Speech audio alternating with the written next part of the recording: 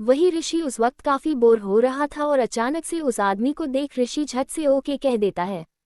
उसे जरा भी अंदाजा नहीं था कि वो कितनी बड़ी मुसीबत को खुद अपने पास बुला रहा है।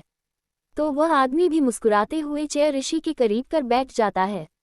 उसके करीब बैठने से ऋषि को बहुत अजीब लग रहा था और वह उस आदमी को ही घूरने लगता है। उसके दिल की धड़कनें अब थोड़ी तेज हो चुकी थीं। वही वो विशाल ऋषि की तरफ देख कहता है, तुम इसी होटल में रुके हो? उसका सवाल सुन ऋषि बस अपना सर हिला देता है। वही विशाल मुस्कुराते हुए कहता है, तुम मुझे ऐसे क्यों घूर रहे हो जैसे मैं कोई चोर या डाकू हूँ? चोर या डाकू? ये सुन ऋषि के होठों पर हल्की सी मुस्कान छा जाती है। वो भी आराम से बैठ कहता है, वो आप मेरी ही तरह हैंडसम हो ना, बस इसलिए आपको देख रहा था। ऋषि का ये बेबाक अंदाज सुन विशाल के चेहरे पर भी खुली मुस्कान फैल जाती है। वो थोड़ा झुकते हुए आंखों में चमक भरकर कहता है, अरे नहीं, तुम ज्यादा हैंडसम हो। ये सुन ऋषि सिल्ली सा मुस्कान के साथ अपने बालों को उंगलियों से संवारते हुए कहता है, हाँ वैसे आप सही कह रहे हो, हैंडसम तो मैं बचपन से हूँ। ऋषि की प्यारी बात सुन विशाल भी हंसने लगता है।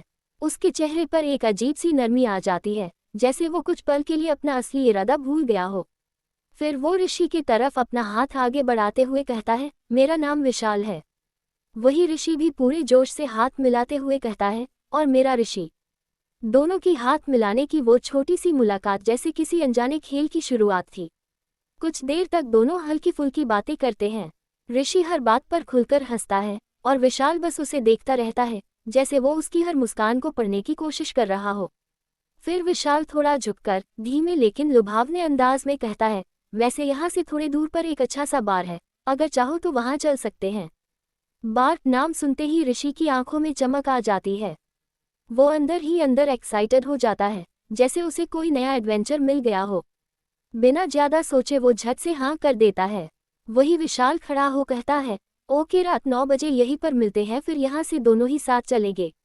ऋषि भी मुस्कुराते हुए हाँ कर देता है और विशाल को बाय कहते हुए अपने रूम जाने के लिए निकल जाता है। ऋषि के जाते ही विशाल के चेहरे की मुस्कान बदल जाती है। वो शहीद के पास जाकर शैतानी मुस्कान के साथ कहता है, ये बच्चा तो मेरी सोच से भी ज्यादा क्यूट है, इसके साथ कुछ बुरा करने को दिल नहीं कर रहा। विशाल की बात सुन गुस्से में शहीद कहता है, अपना बकवास बंद करो और जैसा सोचा है हमने वैसा ही करो। इतना कहते हुए शाहिद वहां से चला जाता है। वही शाहिद की बात सुन विशाल को भी गुस्सा आने लगता है और खुद में ही दबी आवाज में कहता है, करूंगा वैसा ही करूंगा, पर इसके थोड़े मजे लेने के बाद। उसकी आंखों में अब खेल नहीं, साजिश झलक रही थी। दूसरी तरफ यश अपना ट्रेनिंग खत्म कर बाहर ही खड़ा हो ईशान के आने का इंतजार कर रहा था। उसके माथे पर पसीना था, पर दिल में बेचैनी उससे ज्यादा थी। जैसे ही उसे ईशान की कार आती हुई दिखाई देती है, उसके चेहरे पर हल्की राहत आती है। ईशान अपनी कार को यश के सामने रोक देता है और कार से उतरने लगता है। वही साथ ही नैन्सी भी उतरती है। नैन्सी को ईशान के कार में साथ देख यश की आंखों में अचानक गुस्सा भर जाता है। उसका जबड़ा कस जाता है और वो चिढ़ते हुए खुद में ही कहता है, ये ईशान के साथ क्या कर रही? वही ईशान और नैन्सी यश के पास आ जाते हैं। ईशान कुछ कहता है उससे पहले ही नैन्सी यश का हाथ से कॉलेज बैग ले लेती है और मुस्कुराते हुए कहती है, मैंने सुना है तुम फुटबॉल टीम के कैप्टन हो और इस वक्त ट्रेनिंग करते हो, बहुत थक गए होगे ना? नैन्सी की मीठी आवाज सुनकर भी यश के दिल में जलन कम नहीं होती। वो अपने हाथ की मुट्ठी बांध लेता है और ईशान की तरफ देख गुस्से में बस हाँ कह देता है। फिर ईशान हल्के लेकिन गंभीर स्वर में कहता है, ठीक है चलो कहीं डिनर के लिए चलते हैं। इतना कहते हुए ईशान कार ड्राइविंग सीट पर जाकर बैठ जाता है। वही यश भी कार के पास जा आगे का दरवाजा खोलता है और बैठने को होता है, तभी नैन्सी यश के बैठने से पहले ही अंदर बैठ जाती है और यश को देख मुस्कुराते हुए कहती है, थैंक यू, जाओ तुम भी पीछे जाकर बैठ जाओ। नैन्सी को आगे बैठता देख अब ईशान को भी गुस्सा आ रहा था, पर वो फिलहाल नैन्सी को कुछ नहीं कहता है। वो यश की तरफ देख कड़क आवाज में कहता है, यश बैठ जाओ। यश को नैन्सी से ज्यादा ईशान पर गुस्सा आ रहा था। वो कार के दरवाजे को जोर से पटक कर बंद कर देता है और पीछे जाकर बैठ जाता है। उसका गुस्सा देख ईशान अपने मन में ही हल्की मुस्कान दबाते हुए कहता है, इसका गुस्सा देखकर मुझे ऐसा क्यों लग रहा है कि ये पूरी रात मुझे बाहर सुलाने वाला है। कुछ देर में रेस्टोरेंट आ जाता है और तीनों कार से उतरकर अंदर चले जाते हैं। रेस्टोरेंट की हल्की रोशनी और धीमी म्यूजिक के बीच तीनों एक टेबल पर बैठ जाते हैं। यश नैन्सी को घूरते हुए कहता है, ईशान के साथ क्या कर रही हो? यश का सवाल सुन ईशान यश की तरफ देख कुछ कहता है, उससे पहले ही यश गुस्से में उसे घूरते हुए कहता है, तुमसे नहीं पूछा है, जिससे पूछा है उसे जवाब देने दो। यश का ये एटीट्यूड देख ईशान को साफ समझ आ रहा था कि उसका बेबी बॉय आज बहुत ज्यादा गुस्से में है, और गुस्से में यश और भी ज्यादा पोसेसिव हो जाता है। ईशान खामोश हो बस अंदर ही अंदर इस सिचुएशन को एंजॉय करने लगता है। वही नैन्सी झट से कहती है, साहिल यहाँ नहीं है इसलिए 1 महीने तक मैं उसके साथ ही रहूंगी। फिर सिली सी मुस्कान के साथ कहती है, मतलब ईशान की पीए बनकर। नैन्सी की बात सुन यश की आंखों में जैसे आग जल उठती है। वो गुस्से में बस ईशान को ही घूरने लगता है। तभी सर्वेंट ऑर्डर लेने आ जाती है। ईशान यश को जलता हुआ देख अब मजे लेने के मूड में आ जाता है। वो मुस्कुराते हुए नैन्सी की तरफ देख कहता है, आज तुम मेरी खास गेस्ट हो तो ऑर्डर भी तुम ही दो। ईशान की बात सुन नैन्सी भी मुस्कुराते हुए हाँ कर देती है। तभी ईशान के फोन पर किसी का कॉल आता है। वो दोनों की तरफ देख कहता है, तुम दोनों ऑर्डर दे दो, मैं बात करके आता हूँ। इतना कहते हुए ईशान वहां से थोड़ा दूर चला जाता है। उसके जाते ही यश नैन्सी की तरफ देख कड़क आवाज में कहता है, तुम अपना ऑर्डर दो, बाकी अपना और अपने ईशान का ऑर्डर मैं दे दूंगा। नैन्सी हल्का सा हंसते हुए कहती है, तुम ऑर्डर दोगे? पता भी है तुम्हें ईशान को क्या खाना पसंद है। झट से यश आत्मविश्वास से कहता है, पनीर चिल्ली, बटर नान और कढ़ाई चिकन खाना उसे पसंद है। जोरों से हंसते हुए नैन्सी कहती है, तुम्हारी पसंद नहीं पूछ रही हूँ, ईशान को क्या पसंद है। चिढ़ते हुए यश फिर कहता है, उसे यही सब पसंद है। नैन्सी वेट्रेस की तरफ देख कहती है, यश के लिए उसने जो कहा पनीर चिल्ली, बटर नान और कढ़ाई चिकन ले आएगा, और मेरे और ईशान के लिए south Indian food masala dosa extra चीज के साथ। नैन्सी का ऑर्डर सुन गुस्से में यश तुरंत कहता है, वो ये नहीं खाएगा। नैन्सी हल्की सी मुस्कान के साथ कहती है, देखते हैं। तभी ईशान भी वापस आ जाता है और आराम से बैठ जाता है। उसकी नज़र यश और नैन्सी पर जाती है जो एक दूसरे को गुस्से में घूरे जा रहे थे। उन दोनों को देख ईशान कड़क आवाज में कहता है, एक दूसरे को घूरना बंद करो और खाना खाओ। उसकी आवाज में ऐसा सख्तपन था कि जैसे वह सिर्फ डांट नहीं रहा था, बल्कि अपने अंदर उठ रहे अनजाने एहसासों को भी दबाने की कोशिश कर रहा हो। उसकी आंखें दोनों के बीच घूम रही थीं, जैसे उसे ये पसंद ही नहीं कि कोई उसके सामने यश को इस तरह देखे। ईशान का बात सुन नैन्सी ईशान की तरफ देख मुस्कुराते हुए कहती है, मैं तुम्हारे लिए तुम्हारा favourite south Indian dish order किया है, तुम्हें पसंद है ना। उसकी मुस्कान में हल्की सी उम्मीद छुपी थी, जैसे वह सिर्फ एक डिश नहीं बल्कि अपने दिल की परवाह परोस रही हो। उसे लगा शायद ईशान की आंखों में उसके लिए थोड़ी नरमी दिखेगी। तभी ईशान नैन्सी की तरफ देख कहता है, पसंद था और मेरे फिक्र मत करो, अपना खाना खाओ। उसके शब्द छोटे थे, लेकिन उनमें ठंडापन साफ झलक रहा था। पसंद था, इस एक शब्द ने नैन्सी के दिल को चुभो दिया, जैसे कोई एहसास जो कभी था अब खत्म हो चुका हो। इतना कहते हुए ईशान यश का ऑर्डर किया हुआ खाना खाना शुरू कर देता है। ये देख यश के होठों पर मुस्कान छा जाता है और वह नैन्सी की तरफ देख अपना जीभ निकाल चिढ़ाने लगता है। उसके अंदर एक अजीब सी जीत का एहसास था, जैसे बिना कुछ कहे उसने जंग जीत ली हो। ये देख नैन्सी को बहुत गुस्सा आ रहा था, पर ईशान के सामने ज्यादा रिएक्ट न करते हुए खाना खाने लगती है। पर उसके हाथों की पकड़ चम्मच पर थोड़ी कस गई थी, उसके दिल में जलन साफ महसूस हो रही थी। रेस्टोरेंट की हल्की रोशनी में तीनों के बीच एक अनकही टेंशन तैर रही थी। बाहर म्यूजिक बज रहा था, लोग हंस रहे थे, लेकिन इस टेबल पर सिर्फ खामोशी और अनकही जज्बात बैठे थे। दूसरी तरफ ऋषि, जैसा उसके नए दोस्त विशाल ने कहा था रात को 9 बजे बाहर जाने का, तो वह अच्छे से तैयार हो होटल से निकल जाता है और वहीं पर इंतजार करने लगता जहां पर विशाल ने उसे बुलाया था। रात की हवा ठंडी थी, लेकिन ऋषि के अंदर हल्की सी घबराहट और उत्साह दोनों थे। नई दोस्ती, नया शहर और थोड़ा सा रोमांच। वही कुछ ही देर में वहां विशाल पहुंच जाता है और ऋषि को देख क्रूर मुस्कान के साथ अपने मन में ही कहता है, बेचारा, इसे तो पता भी नहीं आज इसके साथ क्या होने वाला है। उसकी आंखों में एक अजीब सी चमक थी, जैसे कोई खेल शुरू होने वाला हो और उसे अपने पत्ते पहले से पता हो। खुद में ही इतना कह विशाल ऋषि के पास फ्लैट आवाज में कहता है, किसी ने आज तक तुमसे कहा है कि तुम बहुत ज्यादा ही हैंडसम हो। उसकी आवाज में शहद सी मिठास थी, मगर उसके पीछे छुपी नीयत को कोई पढ़ नहीं सकता था। उसका बात सुन ऋषि भी फ्लैटी आवाज में कहता है, आज तक तो नहीं सुना किसी से, पर आज तुम्हारे मुंह से सुन लिया। उसकी मुस्कान बेफिक्र थी, उसे अंदाजा भी नहीं था कि यह रात उसके लिए किस मोड़ पर ले जाने वाली है। ऋषि का कुल अंदाज देख विशाल के दिल में खलबली और भी तेजी से बढ़ना शुरू हो चुका था, तो वह ऋषि का हाथ पकड़ते हुए कहता है, तो चलो फिलहाल चलते हैं। उसके स्पर्श में जल्दबाजी थी, जैसे वह वक्त को पकड़ लेना चाहता हो।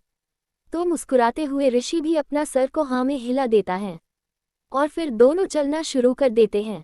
कुछ दूर तक जाने के बाद ऋषि अचानक से रुक जाता और पीछे पलटकर हैरानी से देखने लगता है। उसकी सांसें एक पल को अटक जाती हैं, दिल जैसे बिना वजह तेज धड़कने लगता है। उसे रुकता देख विशाल कहता है, क्या हुआ, रुक क्यों गए? वही ऋषि झट से कहता है, मुझे लगा जैसे कोई मेरे पीछे है। उसकी आंखें अंधेरे में कुछ ढूंढ रही थी, शायद डर, शायद भ्रम। ऋषि का बात को सुन विशाल भी इधर उधर देखते हुए कहता है, कोई नहीं है ऋषि, चलो लेट हो रहे हैं। वह हल्का सा हंसता है, लेकिन उसकी आंखों में एक पल को सख्ती झलकती है। तो ज्यादा ना सोचते हुए ऋषि विशाल के कार के अंदर बैठ जाता है। वही विशाल भी ड्राइविंग सीट पर जाकर बैठ कार स्टार्ट कर देता और होटल से निकल जाता है। कार की हेडलाइट्स अंधेरे को चीरती आगे बढ़ जाती हैं और पीछे सिर्फ सन्नाटा छूट जाता है। दूसरी तरफ रेस्टोरेंट में उन तीनों का भी खाना खत्म हो चुका था और तीनों बाहर पार्किंग एरिया के पास आ जाते। वहीं नैन्सी कार के अंदर बैठने वाली थी, तभी ईशान उसे रोकते हुए कहता है, वेट नैन्सी, मेरा ड्राइवर कार लेकर आता ही होगा। उसकी आवाज़ अब पहले जितनी कड़क नहीं थी, पर उसमें एक दूरी जरूर थी। ये सुन नैन्सी ईशान से कहती है, पर क्यों? उसके इस छोटे से सवाल में कितनी उम्मीद थी। शायद वह चाहती थी कि ईशान कहता है, मैं छोड़ दूंगा तुम्हें।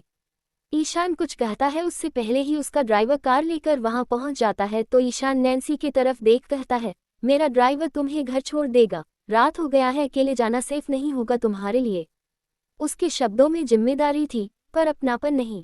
ईशान का बात सुन नैन्सी के चेहरे पर उदासी छा जाता और उसका दिल भी टूट चुका था। उसे लगा था ईशान उसे घर तक छोड़ने जाएगा, रास्ते भर बातें होंगी, शायद कुछ पल सिर्फ उनके होंगे। पर ऐसा कुछ भी नहीं हुआ। उसके लटके चेहरे को देख यश को बहुत सुकून मिल रहा था। उसके दिल में एक अजीब सी राहत थी, जैसे कोई डर टल गया हो। वही नैन्सी ईशान की तरफ देख कहती है, थैंक यू ईशान, चलो कल मिलते हैं ऑफिस में। उसकी आवाज़ सामान्य थी, पर दिल भारी। तो ईशान बस ओके कहता है। उसका छोटा सा जवाब नैन्सी के लिए किसी दरवाजे के बंद होने जैसा था। तो नैन्सी उदास हो कार के अंदर बैठ जाती और रेस्टोरेंट से निकल जाती है। कार दूर जाती है और उसके साथ उसकी उम्मीदें भी। यश के हंसते चेहरे को देख ईशान कहता है, किस बात पर इतना खुश हो रहे हो? उसकी आंखें यश को पढ़ने की कोशिश कर रही थीं। ईशान के सवाल को सुन यश वापस से अपने पुराने वाले अंदाज में आ चिढ़ते हुए कहता है, घर चलो, थक गया हूँ, रेस्ट करना है मुझे। उसकी आवाज में नकली चिड़चिड़ापन था, असल में तो वह अंदर ही अंदर खुश था। इतना कहते हुए यश कार के अंदर बैठ गया। यश के चिड़े आवाज को सुन ईशान खुद को कोसते हुए मन ही मन कहता है, गलती कर दिया, नैन्सी को भेजकर उसे साथ ही ले जाना चाहिए था, कम से कम यश जलता तो सही। उसके होठों पर हल्की मुस्कान आ जाती है। उसे शायद यश का जलना पसंद है, क्योंकि उस जलन में छुपा होता है उसका हक। इतना कहते हुए ईशान भी ड्राइविंग सीट पर बैठ स्टार्ट करते हुए निकल जाता है। वही ऋषि भी बाहर पहुंच चुका था विशाल के साथ, पर उसके कदमों में एक अजीब सी हिचक थी। रास्ते भर उसके मन में हल्का सा डर, हल्की सी जिज्ञासा और थोड़ा सा विश्वास मिला जुला सा चल रहा था। वह सोच रहा था कि आखिर विशाल उसे यहाँ क्यों लाया है। वहां पहुंचते ही दोनों कार से उतर बार के अंदर जाने लगते हैं। कुछ ही देर में दोनों बार के अंदर पहुंच जाते हैं। उनके जाते ही एक आदमी उनके पास आ विशाल के सामने अपना सर झुकाकर ग्रीट करता है। ये देख ऋषि विशाल की तरफ देख कहता है, तुम यहाँ पहले भी आ चुके हो। वही विशाल कोई जवाब न देते हुए ऋषि का हाथ पकड़ अपने साथ अंदर ले जा सोफे पर बैठ जाता है। विशाल की खामोशी ऋषि के मन में और भी सवाल पैदा कर रही थी। उसे ऐसा लग रहा था जैसे वह किसी अनजानी दुनिया में कदम रख चुका है, जहां सब कुछ चमकदार तो है, पर सच्चाई धुंधली। अंदर का नज़ारा बहुत अजीब सा था। यहाँ हर आदमी बैठे ड्रिंक कर रहा था और उसके बगल में एक लड़की बैठे उसे एंटरटेन कर रही थी, और सारे लड़कियों ने अजीब तरह के कपड़े भी पहने हुए थे। वही कुछ आदमी लड़कियों के साथ ऊपर की तरफ जा रहे होते हैं। उस जगह को देख ऋषि विशाल के तरफ देख कहता है, तुम मुझे कहाँ लाए हो? ये बार की तरह तो नहीं लग रहा है, मुझे ठीक नहीं लग रहा। उसकी आवाज में घबराहट साफ झलक रही थी। उसकी उंगलियां सोफे के कोने को कसकर पकड़ चुकी थीं। उसके सवाल को सुन मुस्कुराते हुए विशाल कहता है, ये इस इलाके का सबसे फेमस जगह है, कुछ देर रुक जाओ फिर मजा आना शुरू होगा। विशाल की मुस्कान में एक अजीब सी रहस्यमयी चमक थी, जिसे ऋषि पर नहीं पा रहा था। तो ऋषि कुछ ना कह बस इधर उधर देखने लगता है। तभी उन दोनों के पास एक लड़की आ जाती और ऋषि की तरफ देख मुस्कुराते हुए कहती, क्या चाहिए आपको सर? तो विशाल उस लड़की की तरफ देख कहता है, ये मेरा दोस्त है और इसके लिए विशाल स्पेशल खास ड्रिंक लेकर आओ। ये सुन वो लड़की मुस्कुराते हुए ओके कहकर चली जाती है। वही वो लड़की 2 ग्लास में शराब निकालती और फिर अपने पर्स से पेपर में फोल्ड किया हुआ एक चूरन था उसे खोल ऋषि के ग्लास में डाल देती है और अच्छे से मिक्स कर उन दोनों के पास चली जाती और ट्रे को टेबल पर रख ऋषि के ग्लास की तरफ उंगली रख कहती, ये आपका खास ड्रिंक। उसकी उंगलियों की हल्की सी हरकत और आंखों की झुकी हुई नज़र में जैसे कोई छुपा राज था। वही मुस्कुराते हुए विशाल उस ग्लास को उठा ऋषि की तरफ बढ़ा देता है तो ऋषि भी झट से ग्लास को पकड़ लेता और पीना शुरू कर देता है। वही विशाल भी ड्रिंक करते हुए ऋषि की तरफ क्रूर मुस्कान के साथ उसे देखे जा रहा था। कुछ देर में ऋषि का ग्लास खत्म हो जाता है और पूरा खत्म होते ही उसका सर भारी भारी लगना शुरू होने लगता है। उसकी पलकें भारी होने लगी थी, दिल की धड़कन तेज हो गई थी और आसपास की रोशनी धुंधली सी लगने लगी थी। तो वह विशाल की तरफ देख कहता है, एक ही ग्लास तो ड्रिंक किया हूँ फिर भी सर इतना भारी कैसे हो रहा। उसकी आवाज़ अब लड़खड़ा रही थी। उसे खुद समझ नहीं आ रहा था कि उसके साथ क्या हो रहा है। धीरे धीरे ऋषि पूरे तरह से नशे में जाने लगता है और अपने सर को पकड़ बैठ जाता है। उसके माथे पर पसीने की बूंदें चमकने लगी थीं। उसे ऐसा लग रहा था जैसे जमीन उसके पैरों के नीचे से खिसक रही हो। वही विशाल ऋषि की कमर को पकड़ अपनी तरफ खींच लेता है और उसके पैर पर अपना हाथ रख रब करते हुए सेडेक्टिव आवाज में कहता है, इट्स ओके ऋषि, थोड़ी देर में सब ठीक हो जाएगा। उसकी आवाज में बनावटी चिंता थी लेकिन आंखों में शिकार करने वाला धैर्य। वही ऋषि उसे कुछ समझ नहीं आ रहा था और उसका सर घूमने लगा था। उसे वहां पर बज रहा म्यूजिक भी लाउड सुनाई देने लगता है तो इरिटेट हो ऋषि अपना कान बंद कर कहता है, मुझे यहाँ से कहीं और ले चलो वरना मेरा सर फट जाएगा।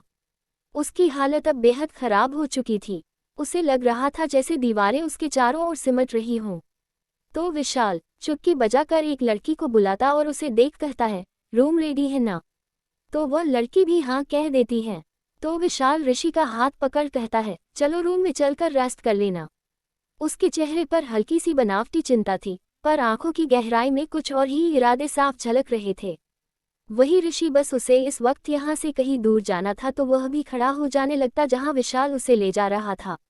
उसके कदम लड़खड़ा रहे थे, आंखें बोझिल थीं और दिमाग जैसे किसी धुंध में फंसा हुआ था। कुछ ही देर में विशाल ऋषि को ले जा एक रूम में ले आता है और दरवाजा को लॉक कर देता। लॉक की आवाज़ उस खामोश कमरे में अजीब सा डर पैदा कर देती है।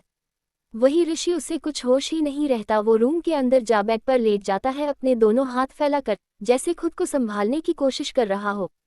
ऋषि को देख मुस्कुराते हुए विशाल अपना जैकेट निकाल लेता है और ऋषि के पास जा उसके चेहरे को छूते हुए कहता है, अब कैसा लग रहा है। उसकी उंगलियां ऋषि के गालों को छूती हैं और ऋषि की सांसें और भारी हो जाती हैं। वही ऋषि अपने गहरा सांस लेते हुए कहता है, गर्मी लग रहा। उसकी आवाज में मासूमियत थी पर हालत बेहद खराब। तो विशाल ऋषि के शर्ट का बटन खोलने लगता है तो ऋषि झट से अपनी आंखों को खोल नशे भरे आवाज में कहता है, क्या कर रहे हो। वही विशाल मुस्कुराते हुए कहता है, वही जो तुम करने पर मजबूर कर दिए हो। इतना कहते हुए वह ऋषि का शर्ट खोलना शुरू कर देता।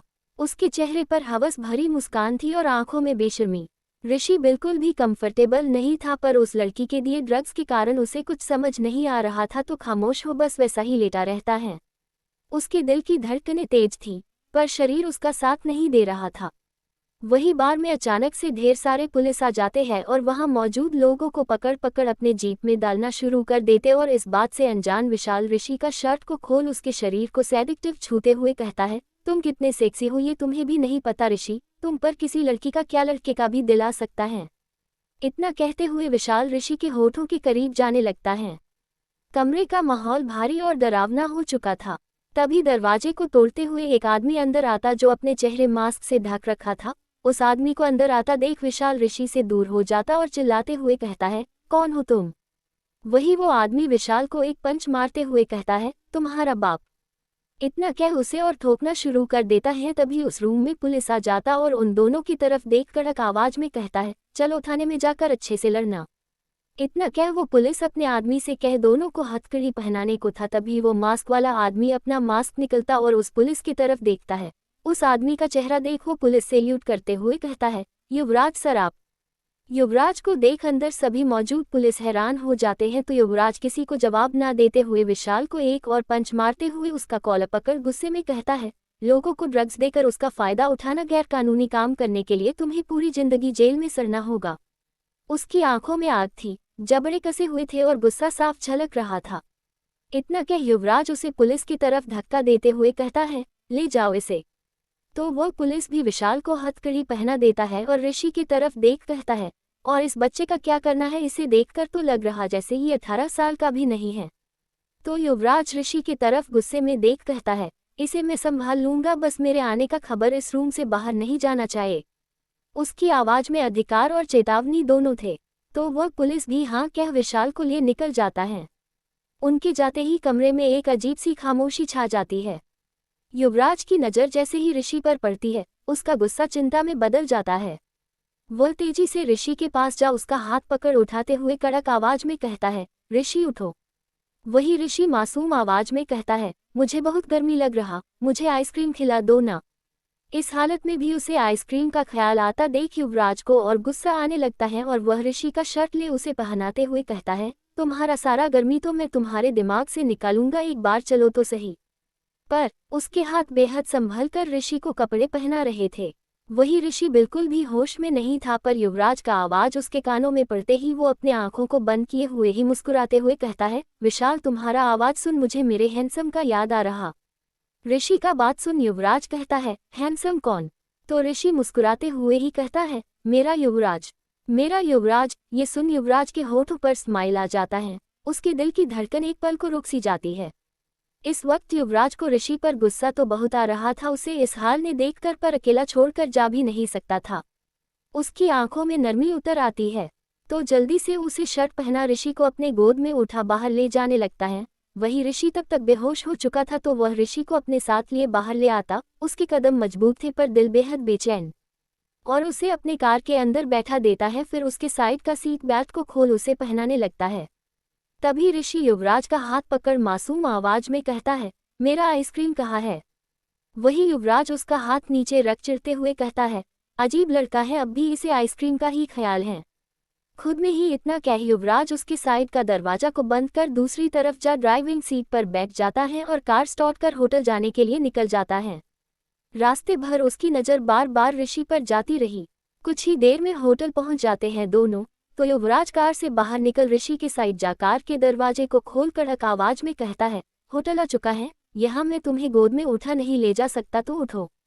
पर ऋषि इतने गहरे नींद में सो चुका था कि उठने का नाम ही नहीं ले रहा था। तो मजबूरन युवराज को ऋषि को अपने गोद में ही उठा लेता है और कार बंद कर उसे गोद में ही उठा अंदर की तरफ जाने लगता। उसके चेहरे पर झुंझलाहट थी पर पकड़ बेहद संभली हुई। उन दोनों को देखकर कोई उन्हें ही घूरे जा रहा था। फुसफुसाहटें होने लगी थीं। तो चिढ़ते हुए युवराज रिसेप्शनिस्ट के पास जा कहता है, ऋषि मल्होत्रा का रूम कौन सा है? तो वह रिसेप्शनिस्ट भी युवराज को रूम बता देती और युवराज ऋषि को अपने साथ लिए रूम में चला जाता है। वही युवराज उसे रूम में ला उसे उसके बेड पर सुला देता है। कमरे में हल्की सी पीली रोशनी जल रही थी, जो ऋषि के मासूम और नशे में डूबे चेहरे पर पड़कर उसे और भी बेबस बना रही थी। वापस जाने को था तभी ऋषि नशे में ही युवराज का हाथ पकड़ लेता और कहता है, मुझे छोड़कर मत जाओ ना युवराज। उसकी उंगलियों की पकड़ ढीली जरूर थी, लेकिन उसमें छुपा डर साफ महसूस हो रहा था और चेहरे पर बड़ा सा मुस्कान ला कहता है, प्लीज। उसकी बात सुन युवराज एक पल के लिए ठिठक जाता है। दिल जैसे किसी अनकहे एहसास से भर उठता है। वह उसका हाथ नीचे रख कहता है, अजीब पागल है, बेहोशी में भी मेरा नाम ले रहा है। पर उसके शब्दों में झुंझलाहट कम और अपनापन ज्यादा था। इतना कहते हुए वह दरवाजे के पास चला जाता है और दरवाजा को खोल सोचने लगता है कि जाए या नहीं जाए। उसके कदम जैसे जमीन से चिपक गए हों। थोड़ी देर तक सोचने के बाद वापस दरवाजे को बंद कर वही रखे सोफे पर लेट जाता है ऋषि को देखते हुए ही। उसकी नज़रें बार बार ऋषि के चेहरे पर टिक जाती हैं, जैसे खुद से ही लड़ रहा हो कि आखिर यह रिश्ता उसके लिए क्या मायने रखता है। दूसरी तरफ यश फोन पर बैठे कुछ काम कर रहा था। उसके चेहरे पर हल्की थकान थी, पर आंखों में किसी अनजाने इंतजार की चमक भी। वही ईशान बाथरूम में शावर ले रहा होता है। पानी की बूंदें उसके जिस्म से फिसलती हुई नीचे गिर रही थी। तो शावर को बंद कर बाथरूम का दरवाजा को हल्का खोलते हुए यश की तरफ देख कहता है, यश मैं टॉवेल लेना भूल गया हूँ, तुम निकाल कर दे सकते हो। ईशान का बात सुन यश उसकी ओर देखते हुए कहता है, दिख नहीं रहा मैं बिजी हूँ, खुदा कर ले लो। वह जानबूझकर सख्त बनने की कोशिश कर रहा था, क्योंकि दिल तो उसका पहले ही ईशान के नाम हो चुका था। वही ईशान बड़ा सा मुस्कान अपने होठों पर ला कहता है, सोचो बेबी बॉय, मैं कुछ भी नहीं पहना हूँ, ऐसे ही अगर तुम्हारे सामने आ जाऊंगा तो कंट्रोल कर पाओगे? ईशान का बात सुन यश का पूरा चेहरा लाल हो जाता है। दिल की धड़कन अचानक तेज हो जाती है। वह फोन को बेड पर रख खड़ा होता है और चिढ़ते हुए कबर्ड के पास जा टॉवेल को निकाल बाथरूम के दरवाजे के पास जा टॉवेल उसकी तरफ बढ़ा देता है। वही शैतान ईशान टॉवेल को पकड़ने के साथ साथ यश का भी हाथ पकड़ लेता है। ये देख यश हैरान हो कहता है, क्या कर रहे हो ईशान? तो ईशान यश को अंदर की तरफ खींचते हुए दरवाजे को बंद कर लेता है और यश को दरवाजे पर ही टिका कहता है, अकेले नहाने का मन नहीं कर रहा तो सोचा साथ ही नहा लूं।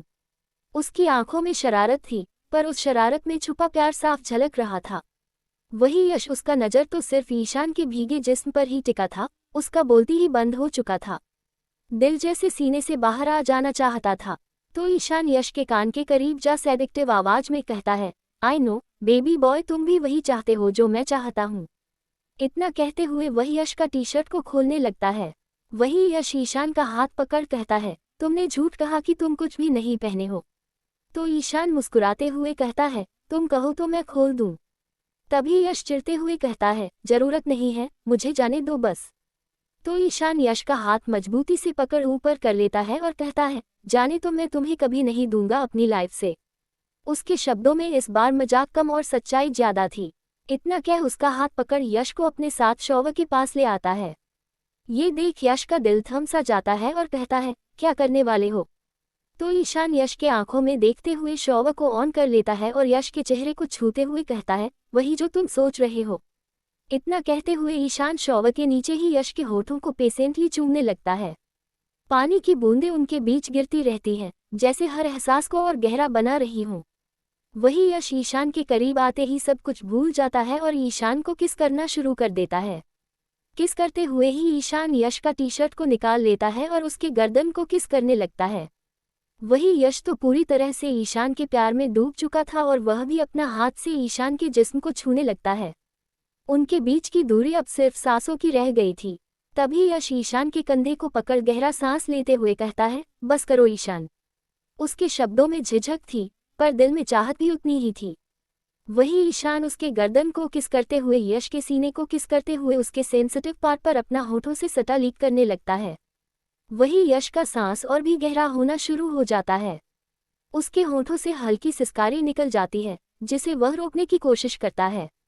कुछ देर तक एक दूसरे को किस करने के बाद दोनों अलग हो जाते हैं।